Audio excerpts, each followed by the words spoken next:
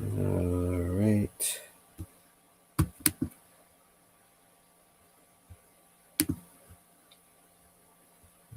Davis Rusher. Banner.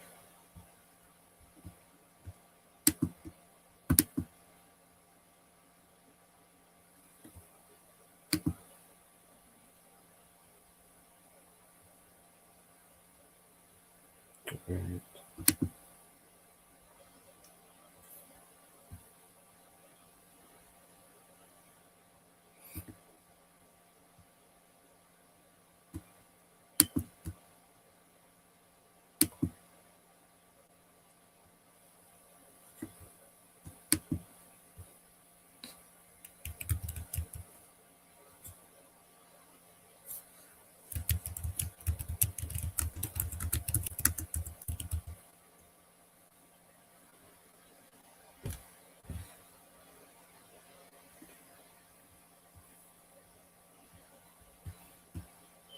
Can you hear me?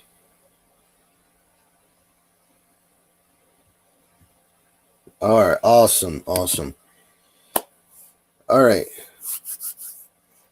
Welcome to the DMV Sports Show. I'm your host, Rasul McGee. It's Saturday. That's right. It's Saturday to hear the sports that you want to hear on your weekend.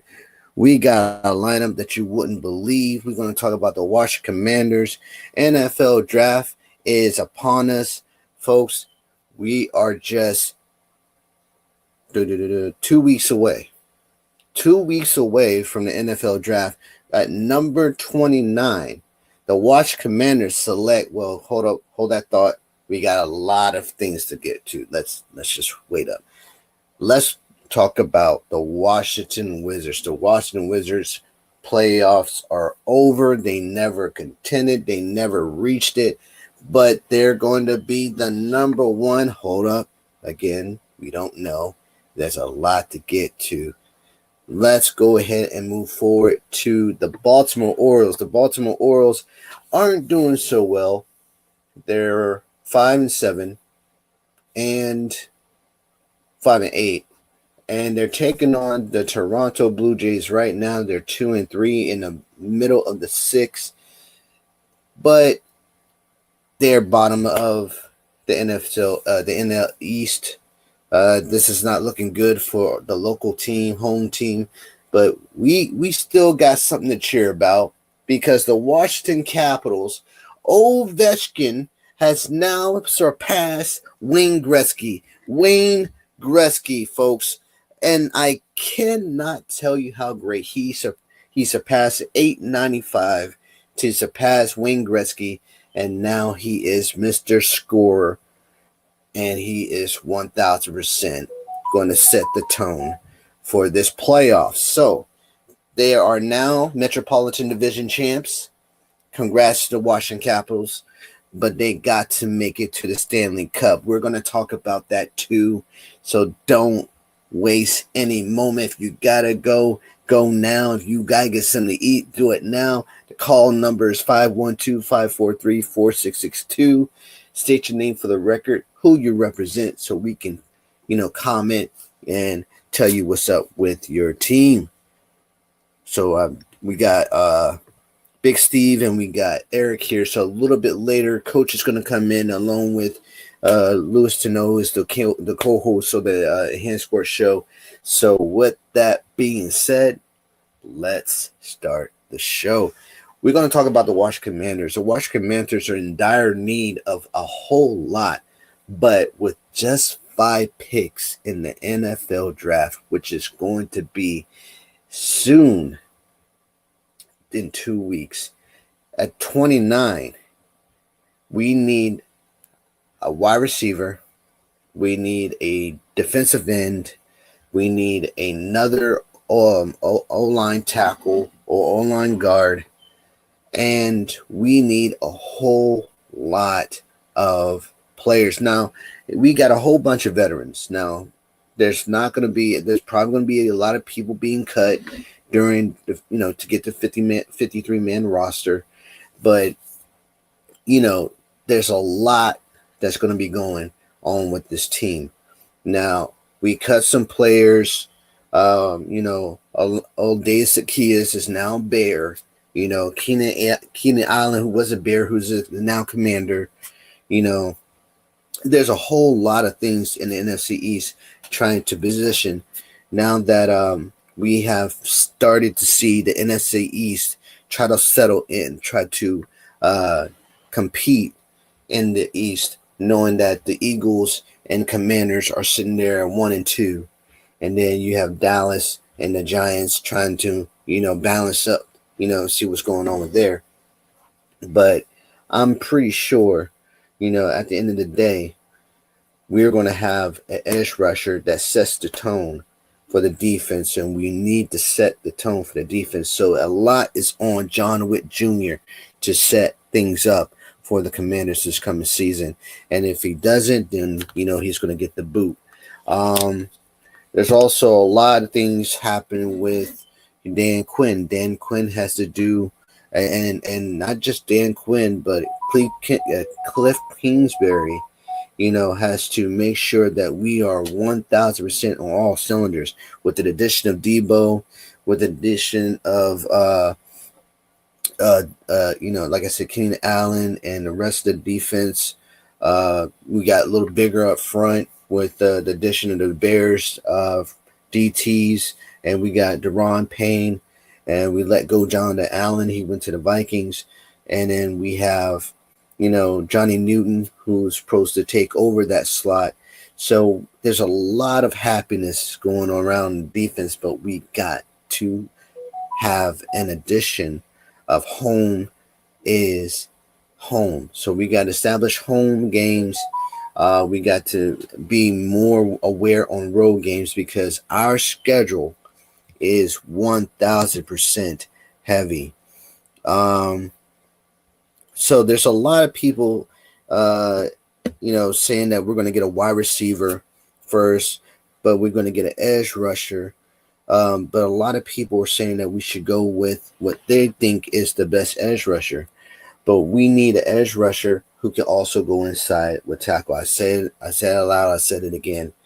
There's two main people on the NFL draft that can potentially help us in the 29th selection. I'm thinking two of those players are going to fall at 29. And I wholeheartedly believe so. We got Coach here.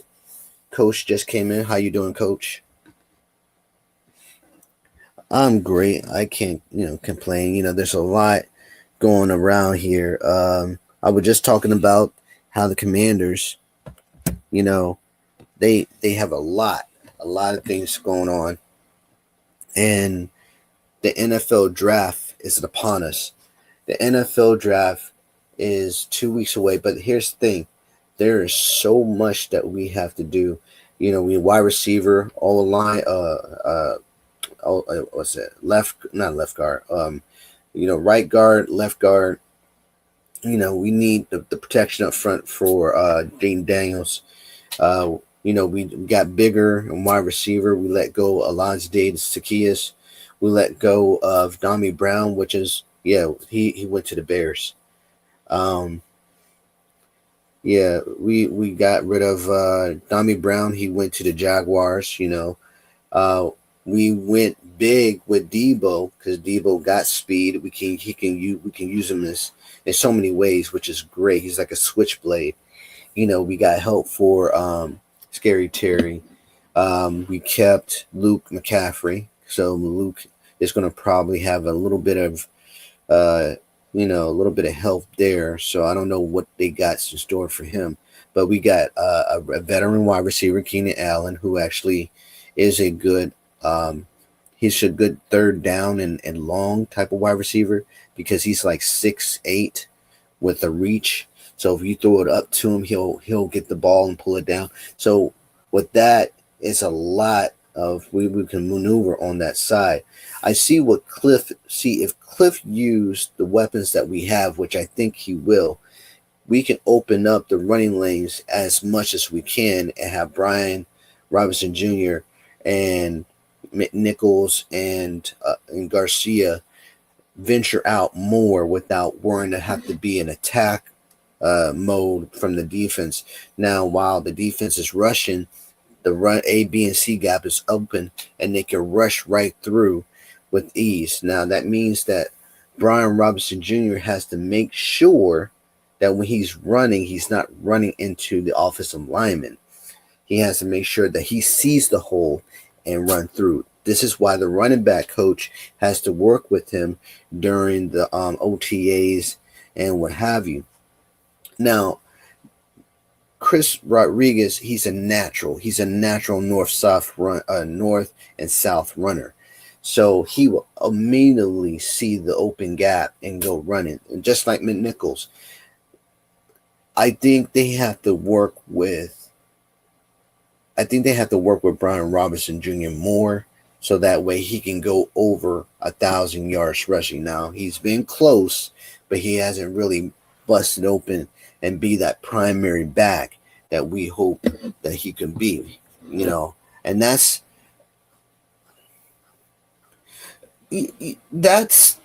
on Cliff. Cliff used, but I'm gonna open up the panel to some questions, because now that OTAs is in August, July and August. You got the schedule in May. You got the NFL draft in April, towards the end of April. My question to you guys is: there are potentially teams that we can beat at home, and they're teams that we can win on the road, but it's going to be a dicey one. I'm not gonna lie, because some of the things we got.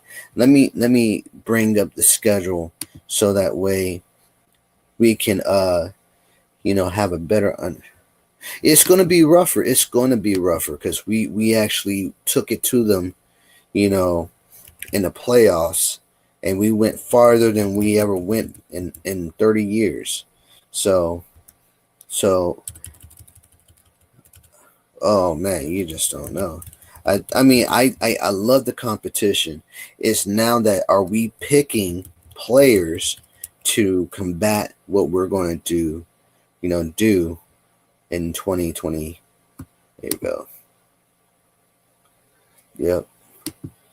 Let's see.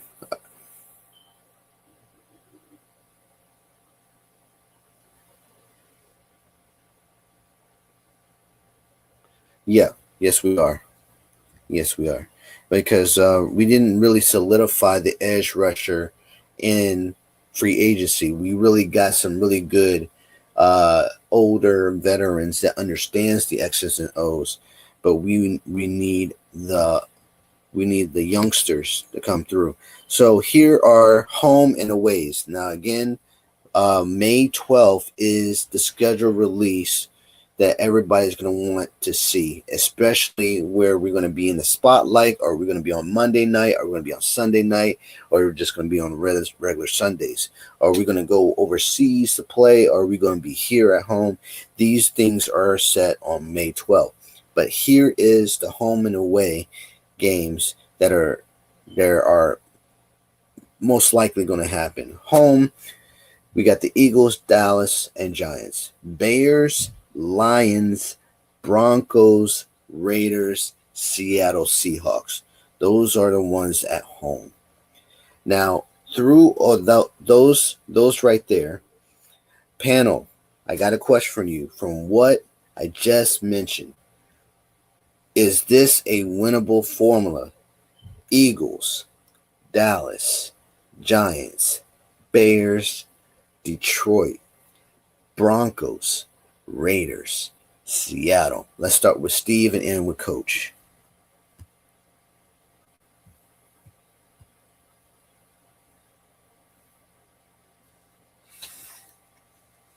At home? Okay. All right.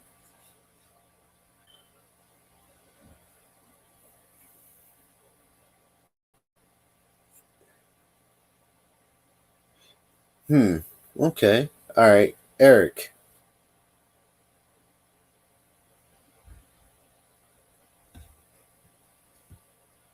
Why you sound like a teleprompt, a telecapper? What's going on, man? You like good afternoon. You're gonna tell us the weather. Good afternoon. It's gonna be 54 degrees today.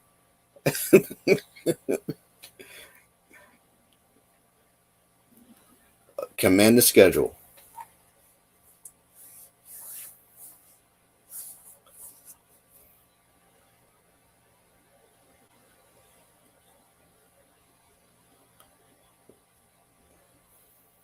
Hmm.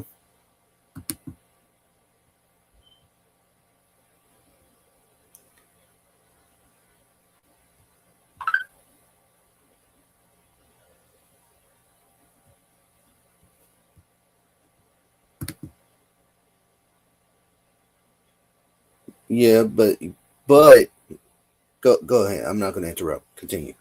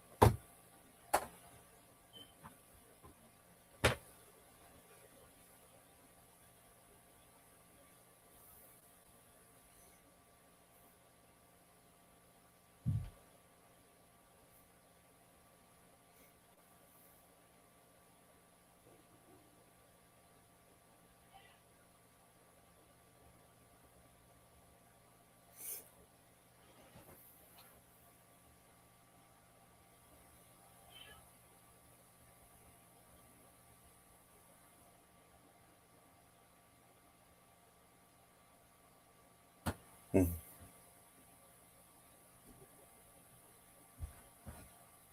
So yeah.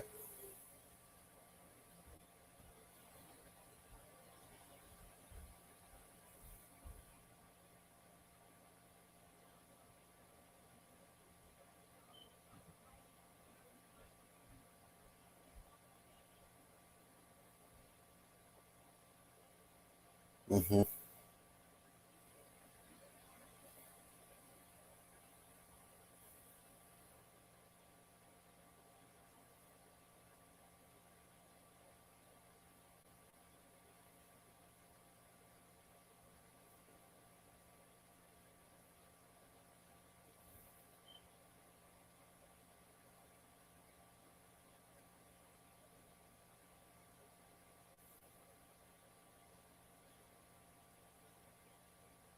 Hmm.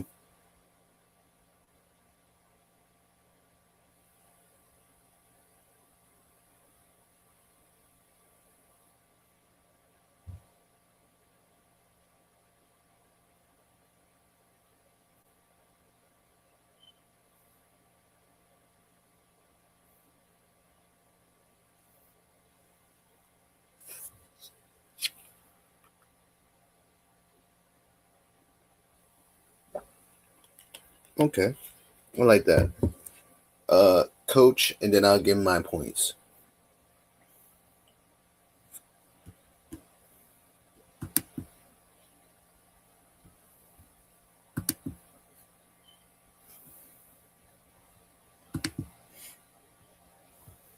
Hmm.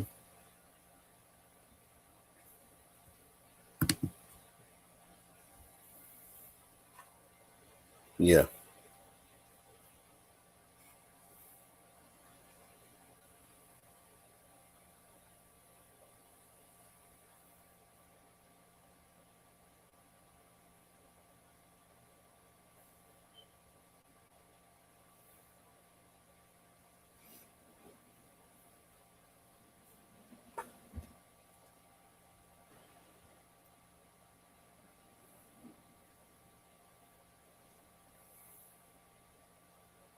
Hmm. Hmm.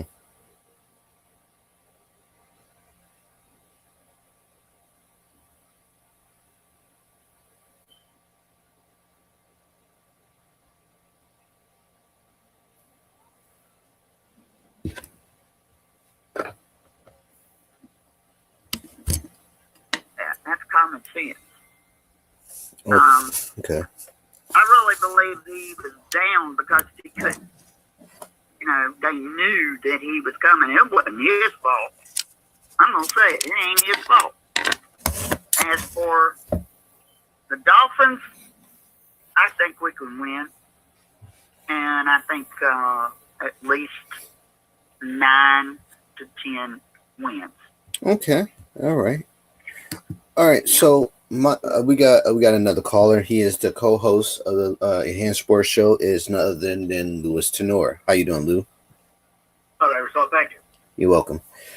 So my thing is that we need to improve on defense and the running game, because during the 24-25 season, we were lacking last in the running, and we were lacking defensively in pass rush. Everything else was fine because we had Mike Central, the rookie from Michigan, who was actually doing pretty good, actually mixing it up a little bit. He got burnt a little bit, but he made up for it. So we had Jeremy Chin at the time. Jeremy Chin is not with us, but they didn't use Jeremy Chin like Jeremy Chin should be used. Now, Jeremy Chin was getting beat. He was getting beat on the back end. All they had to do is put him up to the line and sack a quarterback or two. We would have had interceptions. We would have had fumbles. We would have had, if they used him well, that would have been better. If they would have dropped him back and put Mike up and had Mike go rush, then we would have had a better outcome. He didn't have, my thing is, we didn't have enough exotic blitz. Now, Jim Haslett, this is why I bring up Jim a lot, because Jim he didn't have the personnel he wanted, but he had the scheme. He had the exotic blitzes. He understood that if my linebackers can't get to your quarterback, I'm going to use my CBs. I'm going to use my safety, right? Yeah. So he knew if I couldn't get London Fletcher to go up the gut and sack that quarterback like he did against, Tony Romo well, was it Tony Romo? No. It was Tony Romo. No, it was Tom Brady in the game. Tom Brady. He sacked him and hit him, and they got flagged. That's how you're supposed to hit a quarterback when a quarterback becomes a runner. We did not do that. We allowed the running backs of the opponent to run and gain yardage. Why? Because we were playing out of position 60% of the time. That tells me two things: that we wasn't rushing and we wasn't covering. All we were doing is hoping we can contain that quarterback who runs and drop back when that quarterback throws long. And then we got beat most of the time. Now, hats off to Louvu. Let me say this. Before the end of the NFC Divisional Championship game, we were actually using Louvu as a rusher, which he was doing well until we dropped him back. We dropped him back, and guess what? They opened up the running lanes, and he couldn't stop the run. That's what we did against the Detroit Lions. But then that's when they started flipping the coverage to the strong side. So that way, when the strong side comes, he wouldn't have that cutback. He would have been plugged in with the linebacker, which stopped the run and opened up the passing game. And that's when we got him. That's when we started to say, ha, we got you now. You can't run the football. Everybody's, wide up in their gaps. You're going to have to throw it at one of us. As soon as they threw it, boom, we took off. Touchdown. That's how we're supposed to do it. Now we got Bears, veterans, and some other, former players that can help us open the running lanes a little bit better. But we have to start on defense, and that's where we have to improve. I think somewhat we need two pieces on defense. Just my thoughts, and this is why. We have Yeah. We have an edge rusher that we need to get, and we need another. I would say linebacker, but I would say we need another edge rusher on the other side. And the reason why we need another edge rusher on the other side, because next year we're going to be doing 18 games. That means one of our edge rushers could get hurt. So we need a backup. Now, if we look at our veterans, what's his name? Is his name Kinslow? I think it's Kinslow from the Jets. If he gets hurt and he's known to get injury, we got to have somebody to replace him. If we don't have that person to replace him, I'm hoping we keep Holmes. Now, Holmes is the roster guy who can actually sack a quarterback, or Armstrong, but it's up to John Witt to use what he has.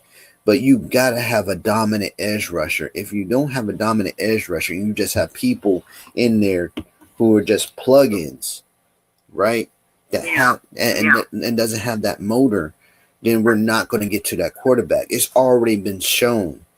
I need John Witt Jr. to show me that even though we don't have that flashy edge rusher, that we're able to get to the quarterback when we need to. We can't just back it up. All right, keep your coverage. All right, sack the quarterback. No, you can't do that. Systematically, that's going to be a problem, because if we're going against a person who has an arm like C.J. Stroud, right, and we're playing against the Texans, and we're like, okay, we're dropping back, and we're in coverage, and he rolls out, and then, okay, he rolled out, go get him, and you see a person open, and he throws it, guess what? We're done. There's already a touchdown. Right? So we gotta be more. You gotta be more disciplined in our coverages and in our blitz packages, and more exotic, and that's how we're going to do things. Let's go. Lou, I'm gonna need to ask you a question. Yes. So what are your thoughts about Dallas restructuring their contract with CeeDee Lamb and Dak to get more players on their team so they can be more caught up with the other teams?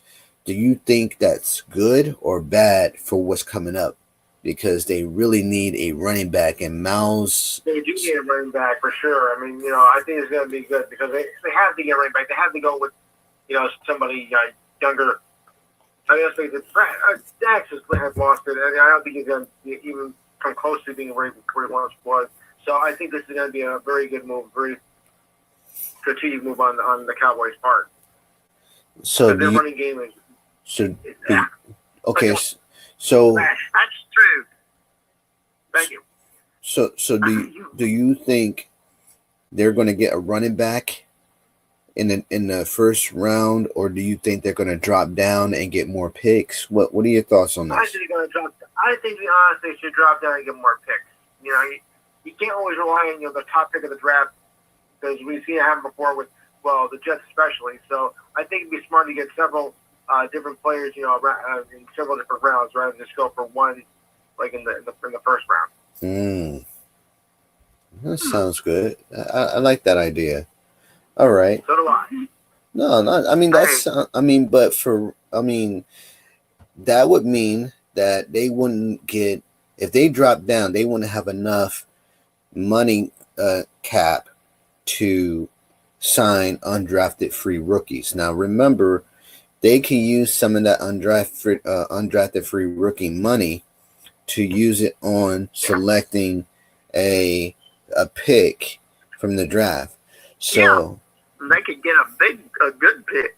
Yeah, they can get a good pick at a later round, but that's kind of risky, because you wouldn't turn into a Bill Belichick, right? To get somebody that's Mr. Irrelevant at the end of this the draft, Mr. 265.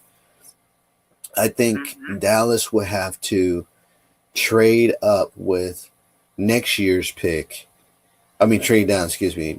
Trade down with next year's pick so that a later team can come up and pick in their spot, which means that you have a lot of Cowboy fans upset because they really don't have anybody on the roster that is known for anything other than injured players. So that would be interesting to see in 2 weeks to see what's going on there. I like this answer. I like this answer a lot. Let's go back to the Commanders because I think we have 5 picks, and in those 5 picks, we have to be 100% on point because, just like Eric said, he trusts AP. I trust AP too. This is why I say, again, it's only when I bring up other past coaches, it's only by comparison. In a specific. Well, let me ask you something. Yes, sir. Go ahead. Yeah, sure. This Josh Johnson. Yes, that's what I was going to do. Think that was wise? I was going to bring that up with my question about past coaches. Josh Johnson, I believe, is a he is a bench warmer in case Daniels get hurt, and he has the ability to scramble. My thing is that Josh Johnson, he understands the X's and O's. I think he's not that person that can drop back and throw 60 yards. He can throw 57 and a half and hope for the best. Are we not keeping Mariota? No, we are keeping Mariota. We're not keeping Jeff Driscoll. Jeff Driscoll is going to be gone. Trust me, he's going to be gone because the guy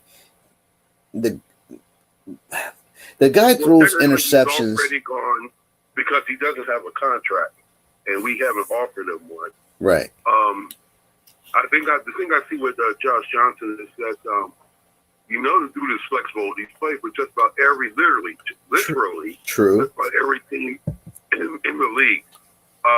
He's had some experience here. He's had some experience with the coaches, so that he can be used in a pit. He's been that every you team. you don't just hope it.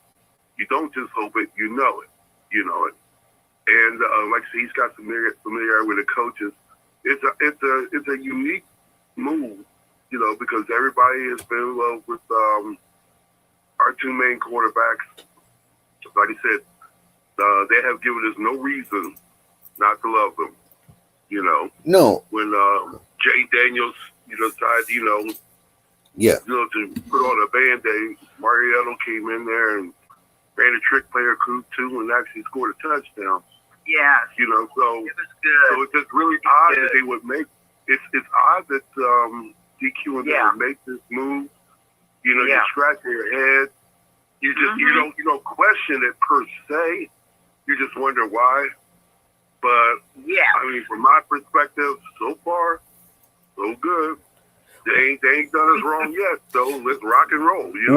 Well, my thing with Josh Johnson, my thing with Josh Johnson is when we had him with Rivera, it wasn't a match made in matrimony. We were actually in great turmoil because the man did not bootleg. The man did not bootleg a lot.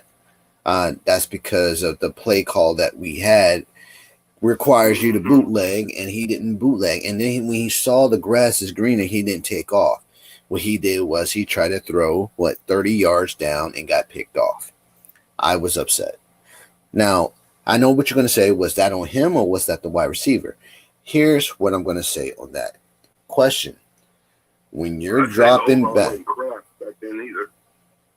which is probably why they got him now. Okay, so Cosby being the question mark. Okay, no. Hear me out. Hear me out. I understand that. Well, I do have to say that why, since he's been with every team, What is it? Why hasn't he been, hey, you need to stay with us? That's questionable. Well, there's different situations in every team. If he is being used as a second quarterback, he's there in case the quarterback gets hurt. So when you are in that position and your quarterback does not get hurt, then you are on the bench looking at film, looking at the tablet, listen to the offensive coordinator, assistant coordinator, to see what plays being called, what situations you're going to do. And then what you're doing is you're going back to you better be studying as much as Jake. Well, Josh actually is don't get me wrong, he is a smart quarterback. I understand that. Yeah, I understand. My thing is that when you get the opportunity, right, and you see that you're not getting bull rushed, you're not getting sacked, and you see the wide receiver open, but he's in double coverage, and you see it's a high or low situation, you check it down to the running back because you don't want to throw a pick. He throws it into a spot where he thinks that the wide receiver is going to reach for it. The wide receiver looks up at the football and then turns his head. Okay, and this is what happened when he was with the Buccaneers. When he was with the Buccaneers, and we were beating on the Buccaneers, he threw the ball. He threw the ball to a wide receiver. We had him in double coverage, right? And we had the high and low situation, as I speak of. The wide receiver turns his head before he looks at the quarterback, and the ball's already released. We got the ball, and we run it back. And my thing is, why didn't you? Because the running back was wide open for a first down. He then goes back to the. I think it was, who was it? I think it was Byron Leftwich. I think Byron Leftwich was the OC at the time. I'm not sure. I think so. Yeah. I think Byron Leftwich was the OC, and he goes back and Byron says, "Why did you throw it there?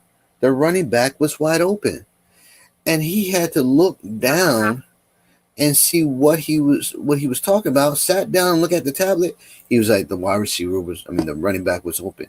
That's my point. He did the same thing with us. Yeah. When we had him with Ron Rivera, he threw the same, but it wasn't on the left side. It was on the right side. We had a wide receiver open. It was a high and low situation. He was supposed to check it down to the running back. He didn't. And here's the thing that's frustrating with me. He had two choices. He could check it down to the running back, or he could run for the green grass for first down. He chose to throw it anyway. That's my problem. His decision making isn't on point. So again, our coaching staff has a really, really tough task with him now. Yeah. To coach him up, because we're going to war. Like let me give you the second half. I'll put it to you this way. I trust Heineke. I love Heineke. Heineke was the best. If we had Heineke, I would up against this dude any day. If we had Heineke, if we had Heineke, there would be no problem with any of this, because we would have had the best 1-2 combination, 1-2-3 combination in quarterback with Daniels, Mariota, and Taylor Heineke. We would have been dangerous in the NFC East. And then listen to the second half of this schedule away. Eagles, Dallas, Giants, Green Bay, Chiefs, Chargers, Vikings, Miami, and Falcons. We need heavy hitters. Two of them scare me. We're going to beat the Falcons. I don't care. Well, I'm more worried about. I'm more worried about. Although they are building up. I know they are. Yeah, I mean, they have Michael Penix. They have Michael Penix. I mean, he's not going to be bad like last year. This man is going to sit there. Last year, now he's got a year of experience. That's what I'm saying. That's what I'm saying. Yeah. And then you got don't forget. Yeah, we are going to have to be careful. Don't forget Tua Tagovailoa in Miami, and don't forget about what's his name? Tua's good. JJ McCarthy. Yeah. And then you got You got a point there. and then you got Trey Lance in Green Bay, and then you got Patrick Mahomes, and then you got Herbert in the Chargers. This man is still throwing football 62 yards down the field. We have a really tough task away games, and to have Heineke and Mariota and Daniels on the roster, I would have been safe. I'm like, yeah, we're gonna be good. We're gonna balance everything out. Oh, But man. yeah, but then you throw Josh Johnson in there, you're like, oh, this. But, you know, the Chargers kept him, and I'm glad. Yeah, they signed him. They didn't waste too much time. They let his contract expire, and then the next day they signed him right back up. I mean, like, you know, y'all know I love Heineke. I run the fan club. That's what's up. I know that, man. Of course. He ain't here. It's cool. He ain't here, and he ain't gonna be here. I know. Next. I know. But here's my concern at home. These two teams that are coming to FedEx Field or Northwest Field are Seattle and Raiders. Now keep in mind the Raiders are now run by Tom Brady. So Brady has a hearsay of what's going to be on the field. He's going to have this. He's going to have this talking coach with the GM to put players that he wants on the field. So that coach, what's his name, Pete Carroll, to have everything molded. Bro, it's going to be. Carroll moved from Seattle to the Raiders too. Yep, sure did. Okay, same way with their quarterback. What's his name? Gino. Yeah. Okay. So now you're going to have a really tough time because they're going to be ready to play because they're going to be playing for Tom Brady, and we're going to be playing just to stop them, right? So now the Raiders, they started out last season, and I thought they're going to be done. But here's another thing.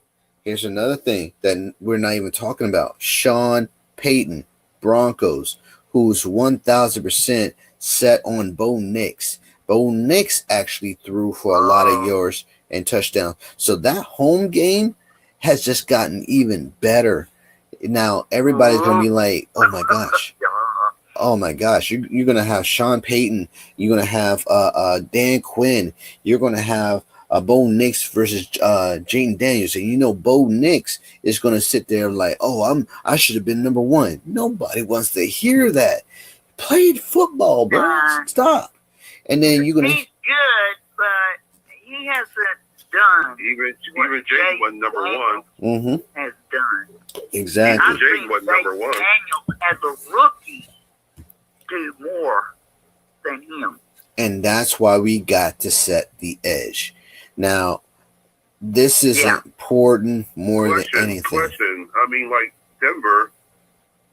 I mean, Bo, you know, that's cute and everything up there in Denver, but have they actually improved? Yeah. Offensively, yeah, they were the worst offensive team in 2023. They could not buy a vowel with anything they try to run. Defensive wise, they were okay. They had good, CBs. They didn't have really an edge rusher. But they had a scheme, though. They had exotic plays. That's what made them good on defense. Now they're all good on defense. Now they're in the NFL draft. They can set any type. They have picks to get every defensive player they fit that fits their narrative and then go for it. Now, for us, 5 picks versus their 9 or 10, they're going to be dangerous in the AFC, right? Now, for us at home, this would be the 3 teams: Bears, Lions, and Broncos, and Raiders. Now, Raiders are like a bonus point, right? Because as soon as we finish with the Broncos, we're heading home, or we're doing a back-to-back situation, depending on what the schedule is going to be on May 12th. We're going to be looking to see how we're going to scheme against these teams, because these teams defensively has always been a problem at home for us. Now, on the road, it's going to be another challenge. So that's why it's more imperative that this organization, and I'm not talking about AP. AP knows what he's doing. I have no problem with AP. Yeah. It's John Witt. John Witt is my concern, because he says he's ready for the hype. He's ready for this game, but you never see the defense that he coaches ready for the moment. And that's the problem. Jim Haslett. Ooh, no, you didn't. I sure did, man. I sure did. I broke. Okay, let me say this. Let me say this. Let me say this. We had a moment. We had a moment to be ready for a team, and we let that team off the hook. Now, we had past defensive coaches versus Detroit in the playoffs, but they had so many injuries. So. That's my point. I was going to get to that. Let me counter out that. You don't think that was an excuse? Well, let me get to my point. Let me get to my point. When we were healthy, we were competing. When we were healthy and hurt, we were still competing. We were still competing. That's my point. But here's my point. In other words, make our day. Here's my point. Yeah. When we had a chance to sack a quarterback, to keep that quarterback in check, do everybody remember the Dallas game at home and we came back and tied? Yeah. And do we remember what happened with the outcome of that? If we would have sacked the quarterback and that quarterback stayed far away from us and stayed in the pocket for at least 4 seconds before he threw that touchdown, right? We had a chance. We were leading, and then all of a sudden we let it go. Point taken. That's one. Do you remember the Bear game? The very famous Bear game that made Jane Daniels who he is.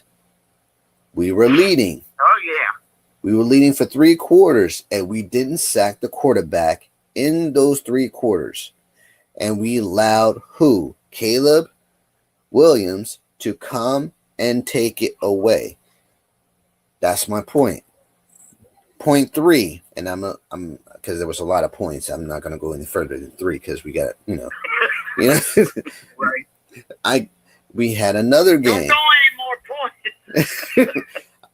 Michael Penix game at home. We had a chance to sack him, but he was throwing lights out. We were just pushing everybody back to stop him. We couldn't stop the man. The man was throwing from sideline to sideline. We had a chance to sack him. We didn't. We only sacked him maybe twice. And then the rest of the time, we just gave up our hands. My point is we had the opportunity when it arose. We didn't take it. When we did take it, it was too late to stop the bleeding. And then we bled. Not a whole lot, but we bled a little bit. And then it became apparent that we didn't do it. And then what I do love about Joe Witt is he took accountable for him what he didn't do. He'll say, yeah, that's on me. I should have I should have had that person edge. And I'm like, oh, fine, you witnessed it. That's good. I don't need to sit here and poke you with the pencil like, hey, you missed this one. You meant this one. He already knew. So you admitting it means that you have to grow from it. This is what I'm hoping this year, that he takes accountability and gets a edge rusher where he knows that, hey, we got to get a better situation for this guy. We picked that from the draft. We got to get him open. We got to get him. We got Johnny Newton. We know we got Deron Payne. Most of our pass rush came from our DTs. Our DTs are not the only pass rushers we have. We have Holmes and Armstrong, but Holmes and Armstrongs were being holed up and being held the whole game. So you got to take them out and put our edge rushers there. So that's my point. We need a dominant edge rusher who knows the position. Because when Ryan Kerrigan was there, Ryan Kerrigan had no problem. He knew exactly what to do. Take the football and run. That's what he took. That's what he did at Dallas when we were on Channel 9. But okay.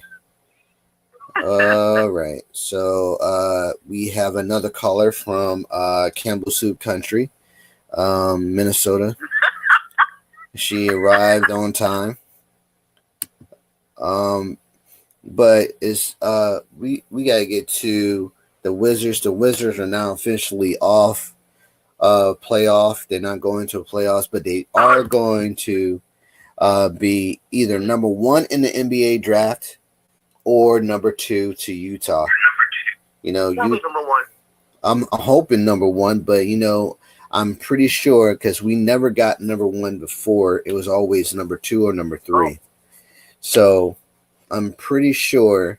I'm hoping because a lot of Wizards fans wants Cooper Flagg from Duke University.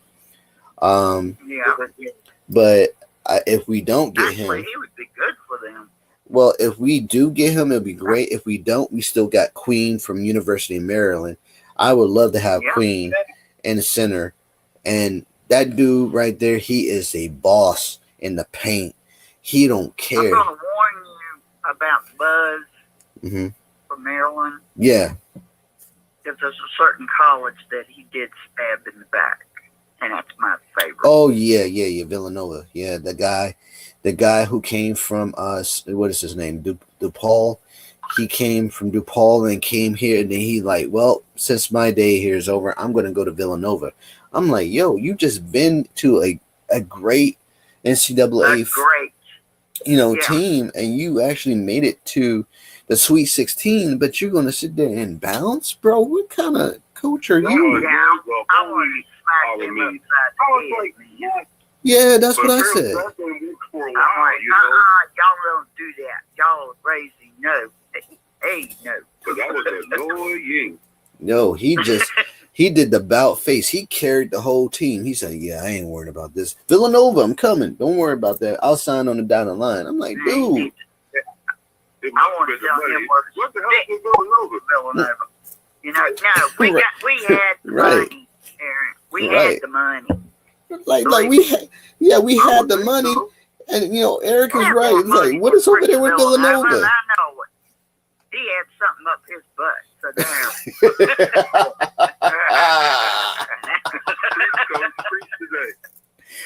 So he said hot kryptonite. That's messed up. So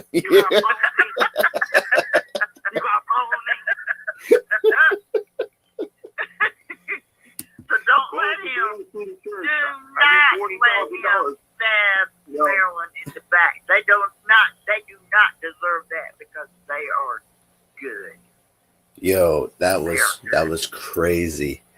Crazy how he did that whole team. But let's go further. I can't win them all. My girl, Dawn Staley from UVA, running the South Carolina program. They did get to the finals. It was number 1 versus number 2, but it wasn't their night. And they went home, in second place. But I'll let y'all know, it's been a week, and I'll live. Yo, hats off to the Huskies, the women Huskies. The women Huskies won the NCAA championship, just like Florida for the men's won it. And hats off to those organizations. They did what they supposed to do. They took it to, hats off to, the Gators. They had a 3-point shooting team that was off the charts. The Huskies are known, Florida, they were. Yeah, the Lady Gamecocks couldn't buy a bucket in that game. Yeah. First half, they were deliberately. Yeah. Not some of their Houston players. Yeah. Okay, real quick, going to touch on the Nationals. James Wood looking good out there in left field for us. He's striking the ball well. We're sitting here about 6 and 7 on the year. It's about the same old song for the Nets. I mean, if you just look at the numbers, it seems like they're playing a little bit better. Earlier in the season, you can't really tell. As I said, going into the season, it's going to be interesting to see how that young talent develops. But they're not scaring anybody just yet. But they're showing a little moxie, showing a little hope. Hats off to the Nats. Yeah. Hats off to the Nats. They're actually doing good. Yeah, but that guy, keep your eye on James Wood. He's got a nice bat. It's keeping him in the game. Absolutely. Yeah. Absolutely. For the I'm gonna keep an eye on that Wood. For the Orioles are not doing so well. But they're 5-8. Hopefully they can get that rotation figured out real quick. I mean, they really don't, but they won. They won today 4-5. They won 4-5. They got to get that rotation squared up. They're 6-8. They're 2 games out of, and they're still at the bottom. But I think once they get that rotation figured out, they'll be okay. But right now, I don't think they can buy a vowel in that pitching rotation. I know I cannot complain. But right now, the Blue Jays are leading in the AL East. The Yankees are 8-6, tied with the Blue Jays. The Red Sox are 7-8. The Jays and the Rays are 6-7, and we're bringing the buggy in the back. Let's see. Washington Capitals are in the playoffs. Yep. People are the real die-hard hockey fans are but nobody really cares. We got the record, and we knew we were going to be in the playoffs 3 weeks ago. It looks like it's going to be the Montreal Canadiens. Now, that concerns me because every time we play Montreal, we're supposed to smash them into dust, and then we don't. So we always take them too lightly, and they always come back and beat us like some stupid score, like 1-0, So I just hope we go ahead and take care of business. Cap's got a lot of good young talent, and these last 2 games, between Ovi and the end of the season, it's going to be a good time. Spencer Carberry, I believe, is he's putting people in as he can. Get them guys some experience. I'm looking forward to a good playoff run. Well, with that being said, that's true. We won the Metropolitan Division. Now it's set our sights on the playoffs. Hopefully we can take a game out of today? I think they do play today. Hold on, let me check it out. They've already played. No, yeah, they did. They lost 0-7. Hold on, let me see. The only reason they lost is because one of their basic players was put. Oh, they lost. They lost to the Jackets. 7-0. But whoa! I mean, this is going to be a tough one for the Capitals. Just like Eric said, we played Montreal, and we come out with 1-0, and then we lose. I hope we don't get them. I hope we get some. I hope we get like the Knights, or we get the Kings, or something like. No, not the Kings. We get. No, it's already been seeded. We get Montreal. Yeah, we get Montreal. Oh my gosh. That's the thing. It's like, I go get one of them. Montreal, though. I would get one of them off tickets. I wouldn't buy tickets versus the Flyers or the Pens because I know they would be crazy. I go get a nice little ticket to the Montreal. No worries. Go watch a nice win. And every time, the Chaps will get lazy and let it go. Make me mad. Now we got them in the playoffs.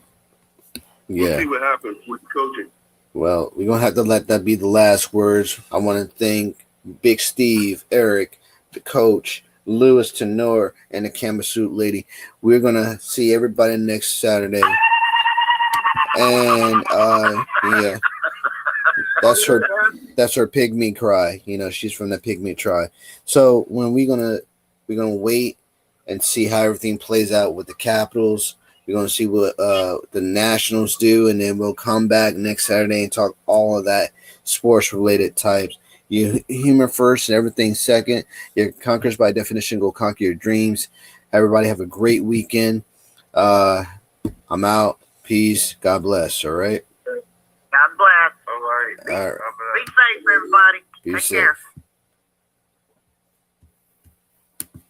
Thank you for tuning in to the DMV Sports Shows. As we always do on the Saturdays, we have a great show. We had talked about the topics, Commanders, Wizards, Baltimore Orioles, Nats, DC United, the whole works. Come next Saturday and talk about the teams that you care about. And make sure you get your voice heard. The call number is 512-543-4662. Make sure you state your name for the record and who you represent. I'm out. Have a great weekend. Peace.